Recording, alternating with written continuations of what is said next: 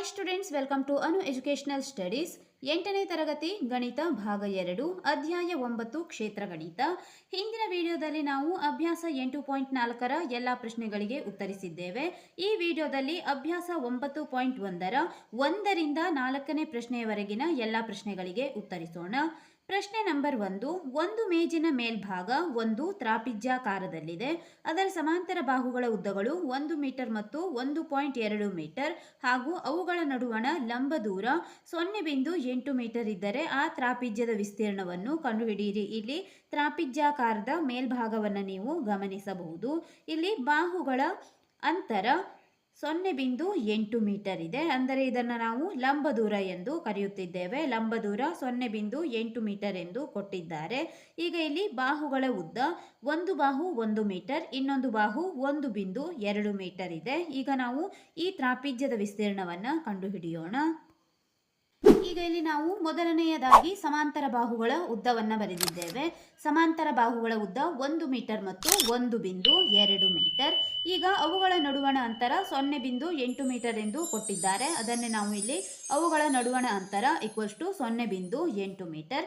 ಇಲ್ಲಿ ತ್ರಾಪಿಜ್ಯದ ವಿಸ್ತೀರ್ಣದ ಸೂತ್ರವನ್ನು ನಾವು ಬರೆದಿದ್ದೇವೆ. ತ್ರಾಪಿಜ್ಯದ ವಿಸ್ತೀರ್ಣ = 12 ಗುಣಿಸು h ಗುಣಿಸು a+b ಅಥವಾ ನೀವು 12h ಗುಣಿಸು a+b ಎಂದು ಕೂಡ ಇಲ್ಲಿ ಉಚ್ಚರಿಸಬಹುದು. ಇದು ತ್ರಾಪಿಜ್ಯದ ವಿಸ್ತೀರ್ಣದ ಸೂತ್ರವಾಗಿದೆ. ಇಲ್ಲಿ ನೀವು ಗಮನಿಸಿ, ತ್ರಾಪಿಜ್ಯದ ವಿಸ್ತೀರ್ಣವನ್ನು ನಾವು a ಎಂದು ತೆಗೆದುಕೊಳ್ಳೋಣ. ಇಲ್ಲಿ a ಎಂದು ತೆಗೆದುಕೊಂಡಾಗ ಅರ್ಧ ಗುಣಿಸು h, ಇಲ್ಲಿ ಅಂತರವನ್ನು ನಾವು h ಎಂದು ತೆಗೆದುಕೊಳ್ಳಬೇಕು. ಇದು ಹೈಟ್ ಆಗಿದೆ, ಆದ್ದರಿಂದ h ಎಂದು ಇಲ್ಲಿ ಪರಿಗಣಿಸುತ್ತಿದ್ದೇವೆ. a+b ಎಂದರೆ ಇಲ್ಲಿ ಎರಡು ಬಾಹುಗಳ ಉದ್ದ. ಇದು ಮೊದಲನೇ ಬಾಹುವಿನ ಉದ್ದ, ಇದು ಎರಡನೇ ಬಾಹುವಿನ ಉದ್ದವಾಗಿದೆ. ಅರ್ಧ ಗುಣಿಸು ಎತ್ತರ 0.8 ಆಗುತ್ತದೆ. ಇಲ್ಲಿ 1 + 1.2 ಮೀಟರ್ ಇವು ಬಾಹುಗಳ ಉದ್ದ ಆಗಿದೆ. ಈಗ ನಾವು ಇಲ್ಲಿ ಈ ಸೂತ್ರದಲ್ಲಿ ಈ ಸಂಖ್ಯೆಗಳನ್ನು ಸೇರಿಸೋಣ. ಈಗ ಇಲ್ಲಿ a = 12h ಗುಣಿಸು a+b, ಇಲ್ಲಿ ಅರ್ಧಕ್ಕೆ ಅರ್ಧ ಹಾಗೆ ಇರಲಿ. ಇಲ್ಲಿ ವಿಸ್ತೀರ್ಣವನ್ನು ನಾವು a ಎಂದು ತೆಗೆದುಕೊಳ್ಳುತ್ತಿದ್ದೇವೆ. h ಎಂದರೆ ಹೈಟ್ 0.8 ಮೀಟರ್. ಇಲ್ಲಿ ಮೊದಲನೇ ಬಾಹುವಿನ ಉದ್ದ 1 ಮತ್ತು ಎರಡನೇ ಬಾಹುವಿನ ಉದ್ದ 1.2 ಮೀಟರ್ ಆಗಿದೆ. 1 + 1.2 ಎಂದು ನಾವು ಕೂಡಿಸಿದ್ದೇವೆ. ಈಗ a = ಅರ್ಧ ಗುಣಿಸು ಇಲ್ಲಿ 0.8 ಹಾಗೆ ಇರಲಿ. 1ಕ್ಕೆ 1.2 ಸೇರಿಸಿದಾಗ ಇಲ್ಲಿ ಗಮನಿಸಿ, 1.2ಕ್ಕೆ 1 ಸೇರಿಸಿದ್ದೇವೆ. ಇಲ್ಲಿ ಬಿಂದುವಿನ ನಂತರ 1ಕ್ಕೆ ಯಾವುದೇ ಸಂಖ್ಯೆ ಇಲ್ಲ. ಇಲ್ಲಿ ನಾವು 0 ಎಂದು ತೆಗೆದುಕೊಳ್ಳಬೇಕು. 2 + 0 2, 1 + 1 2. ಇಲ್ಲಿ ಈ ಎರಡು ಸಂಖ್ಯೆಗಳನ್ನು ಕೂಡಿಸಿದಾಗ 2.2 ಬರುತ್ತದೆ. ಈಗ ಇಲ್ಲಿ ನಾವು 2ಅನ್ನು 2.2ಕ್ಕೆ ಭಾಗಿಸಬಹುದು. ಇಲ್ಲಿ 2 1 2, ಇಲ್ಲಿ 2 1 2, 2 1 2, ಒಂದು ಬಿಂದು ಇದೆ, ಆದ್ದರಿಂದ 1.1 ಆಗಿದೆ. ಈಗ 0.8 ಗುಣಿಸು 1.1. ಈಗ ನಾವು ಈ ಎರಡು ದಶಮಾಂಶ ಸಂಖ್ಯೆಗಳನ್ನು ಕೂಡಿಸಬೇಕು. ಇಲ್ಲಿ ಗುಣಿಸಿದ್ದೇವೆ. 0.8 ಗುಣಿಸು 1.1, ಇಲ್ಲಿ 1 ಗುಣಿಸು 8 8, 1 ಗುಣಿಸು 0 0, ಇನ್ನೊಂದು 1ಅನ್ನು ಗುಣಿಸೋಣ. 1 ಗುಣಿಸು 8 8, 1 ಗುಣಿಸು 0 0 ಆಗಿದೆ. 8ಕ್ಕೆ 8, 0 + 8 8, 0ಗೆ 0. ಇಲ್ಲಿ ಒಂದು ಸ್ಥಾನದ ನಂತರ ಒಂದು ಬಿಂದು, ಇಲ್ಲೂ ಕೂಡ ಒಂದು ಸ್ಥಾನದ ನಂತರ ಒಂದು ಬಿಂದು ಇದೆ. ಇಲ್ಲಿ ಒಂದು ಸ್ಥಾನ, ಇಲ್ಲಿ ಒಂದು ಸ್ಥಾನ, 2 ಸ್ಥಾನವಾಯಿತು.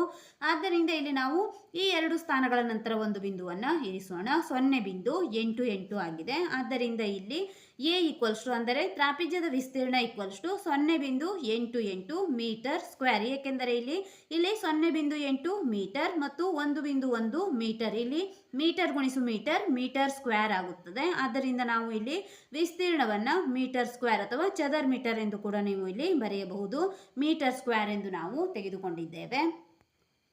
ಪ್ರಶ್ನೆ ನಂಬರ್ 2. ಒಂದು ತ್ರಾಪಿಜ್ಯದ ವಿಸ್ತೀರ್ಣ 34 ಚದರ್ ಸೆಂಟಿಮೀಟರ್ ಮತ್ತು ಅದರ ಸಮಾಂತರ ಬಾಹುಗಳಲ್ಲಿ ಒಂದರ ಉದ್ದ 10 ಸೆಂಟಿಮೀಟರ್ ಹಾಗೂ ಅದರ ಎತ್ತರ 4 ಸೆಂಟಿಮೀಟರ್. ಹಾಗಾದರೆ ಅದರ ಎರಡನೇ ಸಮಾಂತರ ಬಾಹುವಿನ ಉದ್ದ ಕಂಡುಹಿಡಿಯಿರಿ. ಇಲ್ಲಿ ನಾವು ಈಗ ಈ ಲೆಕ್ಕದಲ್ಲಿ ಬಿಡಿಸಿದಂತೆ ಅದೇ ಸೂತ್ರವನ್ನು ಉಪಯೋಗಿಸಬೇಕು. 12h ಗುಣಿಸು a+b. ಇಲ್ಲಿ ತ್ರಾಪಿಜ್ಯದ ವಿಸ್ತೀರ್ಣವನ್ನು ಕೊಡಲಾಗಿದೆ ಮತ್ತು ಒಂದು ಬಾಹುವಿನ ಉದ್ದ ಮತ್ತು ಎತ್ತರವನ್ನು ಕೊಟ್ಟಿದ್ದಾರೆ. ಈಗ ನಾವು ಇನ್ನೊಂದು ಬಾಹುವಿನ ಉದ್ದವನ್ನು ಕಂಡುಹಿಡಿಯಬೇಕು. ಈಗ ತ್ರಾಪಿಜ್ಯದ ವಿಸ್ತೀರ್ಣದ ಸೂತ್ರವನ್ನು ಅಳವಡಿಸೋಣ. ಇಲ್ಲಿ ತ್ರಾಪಿಜ್ಯದ ವಿಸ್ತೀರ್ಣ = 12h ಗುಣಿಸು a+b. ತ್ರಾಪಿಜ್ಯದ ವಿಸ್ತೀರ್ಣವನ್ನು 34 ಎಂದು ಕೊಟ್ಟಿದ್ದಾರೆ. 34 = ಅರ್ಧ ಗುಣಿಸು ಇಲ್ಲಿ ಎತ್ತರ 4, ಆದ್ದರಿಂದ 4 ಎಂದು ಬರೆಯಿರಿ. ಎ ಪ್ಲಸ್ ಬಿ, ಇಲ್ಲಿ ಒಂದು ಬಾಹುವಿನ ಉದ್ದವನ್ನು 10 ಸೆಂಟಿಮೀಟರ್ ಎಂದು ಕೊಟ್ಟಿದ್ದಾರೆ, ಪ್ಲಸ್ ಇಲ್ಲಿ ಬಿ ಬಾಹುವಿನ ಉದ್ದವನ್ನು ನಾವು ಕಂಡುಹಿಡಿಯಬೇಕು. ಈಗ 34ಕ್ಕೆ 34 ಹಾಗೆ ಇರಲಿ. ಇಲ್ಲಿ 2 1 2, 2 2 4, 2 ಉಳಿಯಿತು. 2 ಗುಣಿಸು 10 ಪ್ಲಸ್ ಬಿ ಆಗಿದೆ. ಈಗ 34, 2 10 20 ಪ್ಲಸ್ 2 ಗುಣಿಸು ಬಿ 2 ಬಿ ಆಗಿದೆ. 20 ಪ್ಲಸ್ 2 ಬಿ ಆಯಿತು. ಈಗ ನಾವು 20 ಈಕ್ವಲ್ಸ್ ಟು ಚಿಹ್ನೆಯ ಎಡಬದಿ ಕಳಿಸೋಣ. 34 ಮೈನಸ್ 20 ಈಕ್ವಲ್ಸ್ ಟು ಇಲ್ಲಿ 2 ಬಿ ಉಳಿದಿದೆ, 2 ಬಿ ಎಂದು ಬರೆಯಿರಿ. 34ರಲ್ಲಿ 20 ಕಳೆದಾಗ 14 ಬಂದಿದೆ, ಈಕ್ವಲ್ಸ್ ಟು 2 ಬಿ. ಈಗ ನಾವು ಇಲ್ಲಿ ಗುಣಿಸಿರುವಂತಹ 2 ಈಕ್ವಲ್ಸ್ ಟು ಚಿಹ್ನೆಯ ಎಡಬದಿ ಬಂದಾಗ ಇಲ್ಲಿ ಗುಣಿಸಿರುವ ಸಂಖ್ಯೆ ಈಕ್ವಲ್ಸ್ ಟು ಚಿಹ್ನೆ ಎಡಬದಿ ಬಂದು ಭಾಗಿಸುತ್ತದೆ. ಆದ್ದರಿಂದ ಇಲ್ಲಿ 14/2, ಬಿಗೆ ಬಿಯನ್ನು ಹಾಗೆ ಇರಿಸೋಣ. ಇಲ್ಲಿ 2 1 2, 2 7 14, ಇಲ್ಲಿ 7 ಬಂದಿದೆ. B equals to 7. ಇದು ಇನ್ನೊಂದು ಬಾಹುವಿನ ಉದ್ದ ಇಲ್ಲಿ, ಆದ್ದರಿಂದ ಬರೆಯಿರಿ. ಆದ್ದರಿಂದ ಇನ್ನೊಂದು ಬಾಹುವಿನ ಉದ್ದ ಈಕ್ವಲ್ಸ್ ಟು 7 ಸೆಂಟಿಮೀಟರ್. ಇಲ್ಲಿ ಸೆಂಟಿಮೀಟರ್ ಎಂದು ನೀವು ಬರೆಯಬೇಕು. ಪ್ರಶ್ನೆ ನಂಬರ್ 3. ತ್ರಾಪಿಜ್ಯಾಕಾರದಲ್ಲಿರುವ ABCD ಎಂಬ ಮೈದಾನವೊಂದಕ್ಕೆ ಹಾಕಿದ ಬೇಲಿಯ ಉದ್ದ 120 metre, BC equals to 48 metre, CD equals to 17 metre ಮತ್ತು AD ಈಕ್ವಲ್ಸ್ ಟು 40 ಮೀಟರ್ ಆಗಿದ್ದರೆ ಈ ಮೈದಾನದ ವಿಸ್ತೀರ್ಣವನ್ನು ಕಂಡುಹಿಡಿಯಿರಿ. AB ಬಾಹುವು ಸಮಾಂತರ ಬಾಹುಗಳಾದ AD ಮತ್ತು BCಗಳಿಗೆ ಲಂಬವಾಗಿದೆ ಎಂದು ಇಲ್ಲಿ ಹೇಳಲಾಗಿದೆ. ಈಗ ನಾವು ಮೊದಲನೆಯದಾಗಿ ತ್ರಾಪಿಜ್ಯಾಕಾರದಲ್ಲಿರುವ ಮೈದಾನವನ್ನು ಗಮನಿಸೋಣ. ಇಲ್ಲಿ ABCD ಎಂದು ಹೆಸರಿಟ್ಟಿದ್ದಾರೆ, ABCD ಮೈದಾನ. ಈಗ ಇಲ್ಲಿ ಬೇಲಿಯ ಉದ್ದ ಎಂದರೆ ನಾವು ಮೊದಲನೆಯದಾಗಿ ಸುತ್ತಳತೆಯನ್ನು ಕಂಡುಹಿಡಿಯೋಣ. ಸುತ್ತಳತೆಯನ್ನು ಕಂಡುಹಿಡಿದು ನಂತರ ಇಲ್ಲಿ ನಾವು ABಯ ಉದ್ದವನ್ನು ಕಂಡುಹಿಡಿಯಬಹುದು. ಇಲ್ಲಿ AB ಬಾಹು ಸಮಾಂತರ ಬಾಹುಗಳಾದ AD ಮತ್ತು BCಗೆ ಲಂಬವಾಗಿದೆ ಎಂದು ಹೇಳುತ್ತಿದ್ದಾರೆ. ಇಲ್ಲಿ ನಾವು ಮೊದಲು ಮೈದಾನದ ಸುತ್ತಳತೆಯನ್ನು ಕಂಡುಹಿಡಿದು ನಂತರ ತ್ರಾಪಿಜ್ಯದ ವಿಸ್ತೀರ್ಣವನ್ನು ಕಂಡುಹಿಡಿಯೋಣ.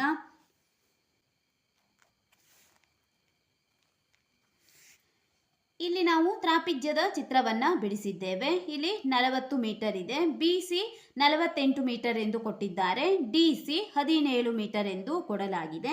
ಈಗ ನಾವು ಸುತ್ತಳತೆಯನ್ನು ಕಂಡುಹಿಡಿಯುವಾಗ ABಯ ಅಳತೆಯನ್ನು ಕಂಡುಹಿಡಿಯಬಹುದು. ಆದ್ದರಿಂದ ಇಲ್ಲಿ ಸುತ್ತಳತೆಯನ್ನು ನಾವು ಕಂಡುಹಿಡಿಯೋಣ. ಮೈದಾನದ ಸುತ್ತಳತೆ ABCD equals to AB plus BC plus CD plus DA. ಇಲ್ಲಿ ಪ್ರತಿಯೊಂದು ಬಾಹುವಿನ ಉದ್ದವನ್ನು ನಾವು ಈಗ ಕೂಡಿಸಬೇಕು.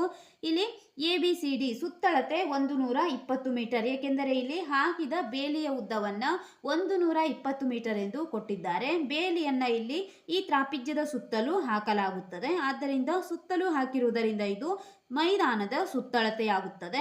ಆದ್ದರಿಂದ ಮೈದಾನದ ಸುತ್ತಳತೆ 120 ಮೀಟರ್ ಈಕ್ವಲ್ಸ್ ಟು ABಗೆ AB ಹಾಗೆ ಇರಲಿ. ಇಲ್ಲಿ ಬಾಹುವಿನ ಉದ್ದ ಕೊಟ್ಟಿಲ್ಲ. ಇಲ್ಲಿ BC 48 ಮೀಟರ್ ಇದೆ, plus CD 17 metre, plus AD ಅಥವಾ DA 40 ಮೀಟರ್ ಇದೆ. ಈಗ ABಗೆ AB ಹಾಗೆ ಇರಲಿ. 48 17 40 ಈ 3 ಅಂಕಿಗಳನ್ನು ಕೂಡಿಸಿದಾಗ 105 ಬಂದಿದೆ. ಇಲ್ಲಿ 120. ಈಗ ನಾವು 120ರಲ್ಲಿ ಇಲ್ಲಿ 105 ಈಕ್ವಲ್ಸ್ ಟು ಚಿಹ್ನೆಯ ಎಡಬದಿ ತಂದು ಕಳೆಯೋಣ. 120 ಮೈನಸ್ 105, ABಗೆ ABಯನ್ನು ಹಾಗೆ ಇಟ್ಟಿದ್ದೇವೆ. 120ರಲ್ಲಿ 105 ಕಳೆದಾಗ 15 ಉಳಿದಿದೆ. ಇದು ABಯ ಎತ್ತರ. ಈಗ ನಾವು ಇಲ್ಲಿ ಈ ಎರಡು ಬಾಹುಗಳ ಎತ್ತರವನ್ನು ಕಂಡುಹಿಡಿದಿದ್ದೇವೆ. ಇಲ್ಲಿ AB ಬಾಹುವಿನ ಉದ್ದ 15 ಮೀಟರ್ ಆಗಿದೆ. ಈಗ ನಾವು ತ್ರಾಪಿಜ್ಯದ ವಿಸ್ತೀರ್ಣವನ್ನು ಕಂಡುಹಿಡಿಯೋಣ. ತ್ರಾಪಿಜ್ಯದ ವಿಸ್ತೀರ್ಣದ ಸೂತ್ರ ಹಾಫ್ ಗುಣಿಸು H ಗುಣಿಸು A ಪ್ಲಸ್ B. ಇಲ್ಲಿ ಅರ್ಧಕ್ಕೆ ಅರ್ಧ ಹಾಗೆ ಇರಲಿ, ಗುಣಿಸು. ಇಲ್ಲಿ ನೀವು ಗಮನಿಸಬೇಕು, ABಯನ್ನು ನಾವು ಕಂಡುಹಿಡಿದಿದ್ದೇವೆ. ಇಲ್ಲಿ AB ಎನ್ನುವುದು ಈ ತ್ರಾಪಿಜ್ಯದ ಎತ್ತರವಾಗಿದೆ. ಇವು ಎರಡು ಸಮಾಂತರ ಬಾಹುಗಳು. ಇದು ತ್ರಾಪಿಜ್ಯದ ಎತ್ತರ, ಅಂದರೆ AB ಇಲ್ಲಿ ತ್ರಾಪಿಜ್ಯದ ಎತ್ತರ. ಆದ್ದರಿಂದ ಇಲ್ಲಿ H ಇರುವ ಜಾಗದಲ್ಲಿ ನಾವು ಎತ್ತರವನ್ನು ಬರೆಯಬೇಕು. ಇಲ್ಲಿ AB 15 ಮೀಟರ್ ಬಂದಿದೆ, 15 ಎಂದು ಬರೆಯಿರಿ. A ಪ್ಲಸ್ B ಸಮಾಂತರ ಬಾಹುಗಳ ಇಲ್ಲಿ ಸಮಾಂತರ ಬಾಹುಗಳನ್ನು ನಾವು ಕೂಡಿಸಬೇಕು, 40 ಮತ್ತು 48. ಇಲ್ಲಿ ಹಾಫ್ ಗುಣಿಸು 15, 40 ಪ್ಲಸ್ 48 88 ಆಗಿದೆ. ಈಗ 2 1 2, 2 4 8, 2 4 8 44 ಬಂದಿದೆ. 15 ಗುಣಿಸು 44. ಇಲ್ಲಿ 15 ನಾವು 44ರಿಂದ ಗುಣಿಸಿದಾಗ ಗುಣಲಬ್ಧ 660 ಬರುತ್ತದೆ. ಇಲ್ಲಿ ಮೀಟರ್ ಮತ್ತು ಮೀಟರ್ ಇರುವುದರಿಂದ ಮೀಟರ್ ಸ್ಕ್ವೇರ್ನಲ್ಲಿ ನಾವು ತ್ರಾಪಿಜ್ಯದ ವಿಸ್ತೀರ್ಣವನ್ನು ಇಡಬೇಕು. ಆದ್ದರಿಂದ ತ್ರಾಪಿಜ್ಯದ ವಿಸ್ತೀರ್ಣ ಈಕ್ವಲ್ಸ್ ಟು 660 ಮೀಟರ್ ಸ್ಕ್ವೇರ್ ಆಗಿದೆ. ಪ್ರಶ್ನೆ ನಂಬರ್ 4. ಚತುರ್ಭುಜಾಕಾರದ ಮೈದಾನವೊಂದರ ಕರ್ಣವು 24 ಸೆಂಟಿಮೀಟರ್ ಮತ್ತು ಅದರ ಎದುರಿನ ಇತರ ಶೃಂಗ ಬಿಂದುಗಳಿಂದ ಅದಕ್ಕೆ ಎಳೆದ ಲಂಬಗಳ ಉದ್ದವು 8 ಮೀಟರ್ ಮತ್ತು 13 ಮೀಟರ್. ಹಾಗಾದರೆ ಆ ಮೈದಾನದ ವಿಸ್ತೀರ್ಣವನ್ನು ಕಂಡುಹಿಡಿಯಿರಿ. ಇಲ್ಲಿ ಚತುರ್ಭುಜಾಕಾರದ ಕರ್ಣ ಅಥವಾ ಚತುರ್ಭುಜಾಕಾರದ ಮೈದಾನವನ್ನ ಇಲ್ಲಿ ಕೊಟ್ಟಿದ್ದಾರೆ. ಇಲ್ಲಿ ಕರ್ಣದ ಉದ್ದ, ಇಲ್ಲಿ ನೀವು ಕರ್ಣವನ್ನ ಗಮನಿಸಬಹುದು. ಕರ್ಣ 24 ಮೀಟರ್ ಆಗಿದೆ. ಈಗ ಇಲ್ಲಿ ಈ ಎತ್ತರಗಳು, ಈ ಪ್ರತಿಯೊಂದು ತ್ರಿಭುಜ ಇಲ್ಲಿ ಎತ್ತರ ಒಂದು 13 ಮೀಟರ್ ಮತ್ತು 8 ಮೀಟರ್ ಇದೆ. ಈಗ ನಾವು ಇವುಗಳನ್ನು ಬಳಸಿಕೊಂಡು ಈ ಮೈದಾನದ ವಿಸ್ತೀರ್ಣವನ್ನು ಕಂಡುಹಿಡಿಯಬೇಕು. ಇಲ್ಲಿ ನೀವು ಎರಡು ತ್ರಿಭುಜಗಳನ್ನು ಗಮನಿಸಿ. ತ್ರಿಭುಜ ಇಲ್ಲಿ ABCD ಎಂದು ನಾವು ಹೆಸರಿಟ್ಟು ತ್ರಿಭುಜ, ಈ ತ್ರಿಭುಜ ಮತ್ತು ಇಲ್ಲಿ ಕೆಳಗೆ ಕೊಟ್ಟಿರುವಂತಹ ತ್ರಿಭುಜ, ಈ ಎರಡು ತ್ರಿಭುಜಗಳ ವಿಸ್ತೀರ್ಣವನ್ನು ನಾವು ಕಂಡುಹಿಡಿದು ಇಲ್ಲಿ ಈ ಇಡೀ ಮೈದಾನದ ಅಥವಾ ಇಡೀ ಚತುರ್ಭುಜಾಕಾರದ ಮೈದಾನದ ವಿಸ್ತೀರ್ಣವನ್ನು ಕಂಡುಹಿಡಿಯಬಹುದು. ಈಗ ಲೆಕ್ಕ ಬಿಡಿಸೋಣ. ಈಗ ಇಲ್ಲಿ ಈ ಮೈದಾನಕ್ಕೆ ABCD ಎಂದು ಹೆಸರಿಸಿದ್ದೇವೆ. ಕರ್ಣ 24 ಮೀಟರ್ ಆಗಿದೆ. ಇಲ್ಲಿ ತ್ರಿಭುಜ ABC ಅನ್ನು ಗಮನಿಸಿ. ಇಲ್ಲಿ ತ್ರಿಭುಜ ABCಯಲ್ಲಿ ಎತ್ತರ 13 ಮೀಟರ್, ತ್ರಿಭುಜ ADC ಯಲ್ಲಿ ಎತ್ತರ 8 ಮೀಟರ್ ಆಗಿದೆ. ಅದನ್ನು ಇಲ್ಲಿ ನಾವು ಬರೆದಿದ್ದೇವೆ. ಎತ್ತರ H1, ಇಲ್ಲಿ ಈ ಎತ್ತರವನ್ನು H1 ಎಂದು ತೆಗೆದುಕೊಳ್ಳಿ. ಈ ಎತ್ತರ H2 ಆಗಿದೆ. ಇಲ್ಲಿ ಎತ್ತರ H1 ತ್ರಿಕೋನ ABC, H1 ಎತ್ತರ ABCಯ ಎತ್ತರ, ಇಲ್ಲಿ H2 ಎತ್ತರ ACD ಅಥವಾ ADCಯ ಎತ್ತರವಾಗಿದೆ. ಆದ್ದರಿಂದ ಎತ್ತರ H2 ತ್ರಿಕೋನ ADC. ಈಗ ನಾವು ABCD ವಿಸ್ತೀರ್ಣ ಇಲ್ಲಿ ಗಮನಿಸಿ. ABCD ವಿಸ್ತೀರ್ಣವನ್ನು ನಾವು ಕಂಡುಹಿಡಿಯುವಾಗ ಇಲ್ಲಿ ಬರುವಂತಹ ಎರಡು ತ್ರಿಭುಜಗಳನ್ನು ನಾವು ಕೂಡಿಸಿ ಈ ಮೈದಾನದ ವಿಸ್ತೀರ್ಣವನ್ನು ಕಂಡುಹಿಡಿಯಬಹುದು. ಈಗ ನಾವು ಈ ಎರಡು ತ್ರಿಭುಜಗಳ ವಿಸ್ತೀರ್ಣಗಳನ್ನು ಕೂಡಿಸೋಣ. ಆದ್ದರಿಂದ ABCD ವಿಸ್ತೀರ್ಣ ಈಕ್ವಲ್ಸ್ ಟು ತ್ರಿಭುಜ ABC ವಿಸ್ತೀರ್ಣ ಪ್ಲಸ್ ತ್ರಿಭುಜ ADC ವಿಸ್ತೀರ್ಣ. ಇಲ್ಲಿಗ ನಾವು ಎರಡು ತ್ರಿಭುಜಗಳ ವಿಸ್ತೀರ್ಣವನ್ನು ಕೂಡಿಸುತ್ತಿದ್ದೇವೆ. ಮೊದಲನೆಯದಾಗಿ ABC ತ್ರಿಭುಜವನ್ನು ಗಮನಿಸೋಣ. ಇಲ್ಲಿ ತ್ರಿಭುಜದ ವಿಸ್ತೀರ್ಣದ ಸೂತ್ರ ಹಾಫ್ ಗುಣಿಸು BH ಆಗುತ್ತದೆ. ಇಲ್ಲಿ ABC ವಿಸ್ತೀರ್ಣದಲ್ಲಿ ಇಲ್ಲಿ ABC ವಿಸ್ತೀರ್ಣವನ್ನು ಕಂಡುಹಿಡಿಯೋಣ. ಹಾಫ್ ಗುಣಿಸು B ಗುಣಿಸು ಇಲ್ಲಿ H ಇರುವಲ್ಲಿ ನಾವು H1 ಈ ಅಳತೆಯನ್ನು ತೆಗೆದುಕೊಳ್ಳೋಣ. BH ಇದೆ, BH ಇರುವಲ್ಲಿ H1 ಪ್ಲಸ್ ADC ವಿಸ್ತೀರ್ಣದಲ್ಲಿ ಹಾಫ್ ಗುಣಿಸು B ಗುಣಿಸು H2. ಇಲ್ಲಿ ಎತ್ತರಗಳನ್ನು ನಾವು H1 H2 ಎಂದು ಬರೆದುಕೊಂಡಿದ್ದೇವೆ. ಈಗ ಇಲ್ಲಿ ಅರ್ಧ ಗುಣಿಸು B, ಇಲ್ಲಿ H1 ಪ್ಲಸ್ H2 ಎಂದು ತೆಗೆದುಕೊಳ್ಳೋಣ. ಇಲ್ಲಿ ಹಾಫ್ ಗುಣಿಸು B, ಹಾಫ್ ಗುಣಿಸು B ಕಾಮನ್ ಆಗಿದೆ. ಆದ್ದರಿಂದ ಹಾಫ್ ಗುಣಿಸು B ಅನ್ನು ಈ ಎರಡು ಸಂಖ್ಯೆಗಳಿಂದ ತೆಗೆದುಕೊಂಡು H1 ಮತ್ತು H2 ಅನ್ನು ಕೂಡಿಸಿದ್ದೇವೆ. H1 plus H2. ಈಗ ಇಲ್ಲಿ ಹಾಫ್ ಗುಣಿಸು B, ಇಲ್ಲಿ B ಎಂದರೆ ಬೇಸ್ ಎಂದು ಅರ್ಥ. ಇಲ್ಲಿ ಈ ಎರಡು ತ್ರಿಭುಜಗಳಿಗೆ ಬೇಸ್ ಅಂದರೆ ಪಾದ 24 ಮೀಟರ್ ಆಗಿದೆ. ಇದು ಒಂದೇ ಆಗಿರುವುದರಿಂದ ನೀವು ಇಲ್ಲಿ ಬೇಸನ್ನು ಅಥವಾ ಪಾದವನ್ನು 24 ಮೀಟರ್ ಎಂದು ತೆಗೆದುಕೊಳ್ಳಿ. H1 ಇಲ್ಲಿ 13 ಮೀಟರ್, H2 8 ಮೀಟರ್ ಇದೆ. 13 ಪ್ಲಸ್ 8. ಈಗ ಇಲ್ಲಿ 2 ಒಂದೇ 2, 2 12 ಅಥವಾ 12 2 24 ಆಗುತ್ತದೆ. ಆದ್ದರಿಂದ ಇಲ್ಲಿ 2ಅನ್ನು 12ರಿಂದ ಭಾಗಿಸಿದ್ದೇವೆ. 12 ಗುಣಿಸು ಇಲ್ಲಿ 13 ಪ್ಲಸ್ 8, 13ಕ್ಕೆ 8ಅನ್ನು ಕೂಡಿಸಿದಾಗ 21 ಬಂದಿದೆ. ಈಗ ಇಲ್ಲಿ 12ರಿಂದ ನಾವು 21ಅನ್ನು ಗುಣಿಸಿದಾಗ ಗುಣಲಬ್ಧ 252 ಬರುತ್ತದೆ. ಇಲ್ಲಿ ಮೀಟರ್ ಮತ್ತು ಮೀಟರ್ ಇರುವುದರಿಂದ ಮೀಟರ್ ಗುಣಿಸು ಮೀಟರ್, ಮೀಟರ್ ಸ್ಕ್ವೇರ್ ಆಗುತ್ತದೆ. ಆದ್ದರಿಂದ ಇಲ್ಲಿ ತ್ರಿಭುಜ ABCDಯ ವಿಸ್ತೀರ್ಣ 252 ಮೀಟರ್ ಸ್ಕ್ವೇರ್ ಆಗಿದೆ. ಈ ವಿಡಿಯೋದಲ್ಲಿ ನಾವು ಅಭ್ಯಾಸ 9.1ರ 1ರಿಂದ 4ನೇ ಲೆಕ್ಕದವರೆಗಿನ ಎಲ್ಲ ಲೆಕ್ಕಗಳನ್ನು ಬಿಡಿಸಿದ್ದೇವೆ. ಮುಂದಿನ ವಿಡಿಯೋದಲ್ಲಿ 5, 6, 7 ಮತ್ತು 8ನೇ ಲೆಕ್ಕಗಳನ್ನು ಬಿಡಿಸೋಣ.